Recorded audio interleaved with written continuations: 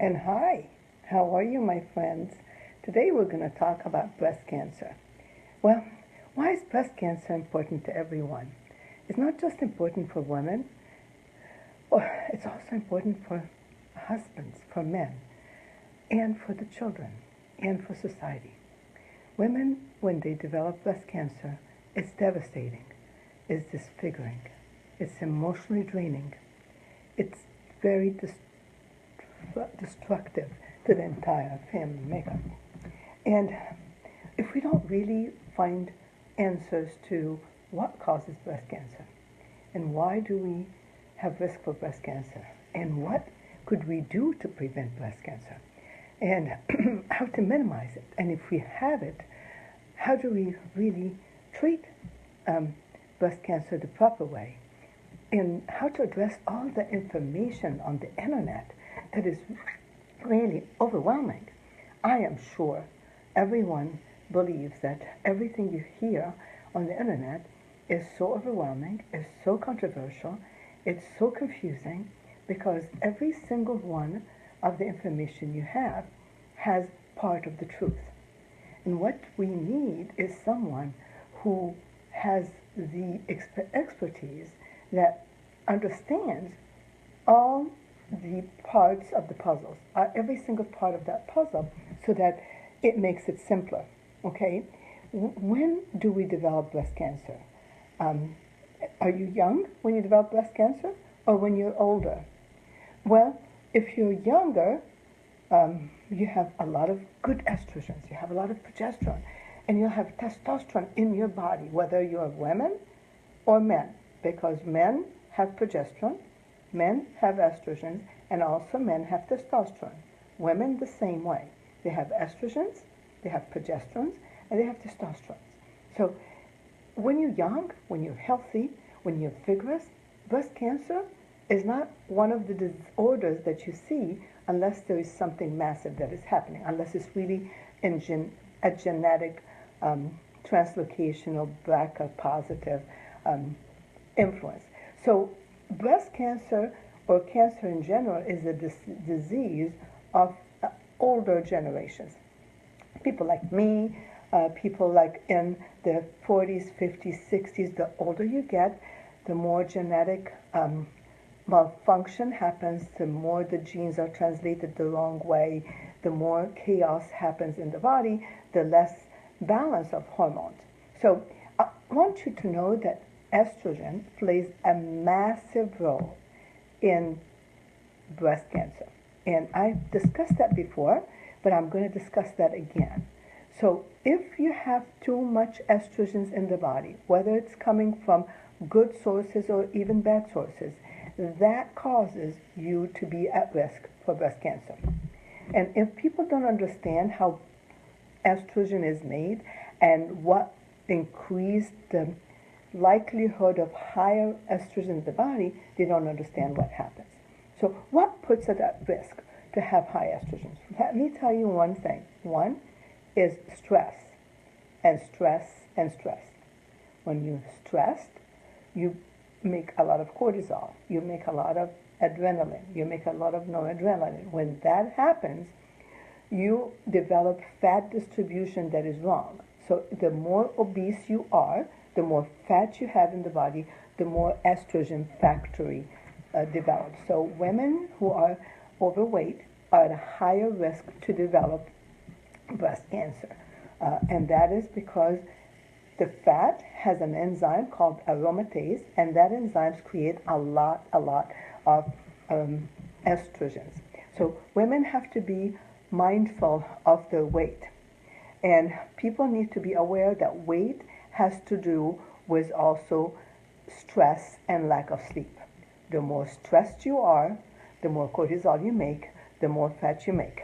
So that is one thing you need to be aware. Second is, estrogen has to be balanced with progesterone. Progesterone is really essential to balance the estrogen effect. Also, we have 3 different estrogens in the body. One is called E1, the second one is called E2, and the third one is called E3. E1 is a very dangerous estrogen, and it puts you at a higher risk to develop breast cancer. E2 is the one that works to make you beautiful, young, and healthy, and have your brain function properly. E3 protects you from breast cancer. Under stress, and each one can be interchanged to the next. So E2 can become E1, and E1 can become E3, and they all interchange. The more stressed you are, the more E1 you make, because the shift goes toward making more E1. So again, stress is key when it becomes an issue related to breast cancer. The next thing that you need to know is as we age, we do not make enough progesterone. And progesterone is only made as long as you're ovulating. Women who do not ovulate do not make progesterone. They still continue to make estrogen, because I told you there is a factory of the estrogens in the body, and what you need to be aware of is we need to calm down that. The factory is fat, okay? So stress increases fat. Stress converts E2 and E3 to E1, and that causes cancer. Now, another thing is constipation. Women who are constipated cannot eliminate estrogens. So if you're constipated, and constipation means you're not having 3 bowel movements a day. You're supposed to have 3 BMs a day. So if you are not having 3 BMs a day, you are at risk to enterohepatic circulation of estrogens, and your estrogens goes up again. So you really need to be mindful of bowel movements. Healthy bowels protects you from everything else. So having regular healthy bowels, decontamination is causing a release from too much estrogens. So one more problem. We are exposed to what we call xenoestrogens. Xenoestrogens are estrogen-like substances, and they are surrounding. They're all over that environment. You know, you drink from a water plastic, then you have to also understand there is at the bottom of each water bottle, you have 1, 2, 3, 4, 5, 6, 7. You really need to be aware that the higher the number, the less likely that it leaches estrogens in the water. So that's why if you get Fiji water, the risk of leaching estrogen in that water is less. So yes, sometimes paying more for what you get is not a bad thing, but it's also understanding everything. Plastic in general, no matter what kind of plastic it is, it really increases the risk for that. Second, next, but I'm not sure. So when you are eating food that has pesticide on it, pesticides is a xenoestrogen, estrogen-like substance, which is really as destructive as estrogen is. Now, estrogen is good, but you have to have the good estrogens, and you have to have the estrogens that you need, not more, not less. And it has to always be balanced, same as we talked about magnesium and calcium. Estrogen and progesterone have to be in balance. They have to be in balance. If they're not in balance, we have a problem. Now, a woman who has a hysterectomy, guess what? Does she have progesterone or does she have estrogen? She has a lot more estrogen. If you do not have adequate amount of progesterone to counteract the effect of estrogen, you're in big trouble. So, also, when you use not organic food, when you use fertilizers, okay, when you use fertilizer from organic sources, you're safe. If you use fertilizers that are substances that are manufactured, they are xenoestrogens too. So imagine the amount of estrogen that we are exposed to. Tremendous, huge. So we need to cut down the estrogen. Now there is food that really cuts down on the estrogen. We talked already about stuff that helps us with estrogen. Rest, stress relief, meditate, exercise. Those are things that would really help us relax. And that would increase the progesterone and decrease estrogen. Second is avoid water bottles that are plastic water bottles. Avoid to eat food that has pesticides. Avoid to eat food that has GMO. Avoid to eat food that has been fertilized with bad stuff. So pesticides and fertilizers are things to be considering, okay? So one other thing we could do is what? Is to be understanding that progesterone has to be addressed and replaced if needed to be. There is something else called methylation.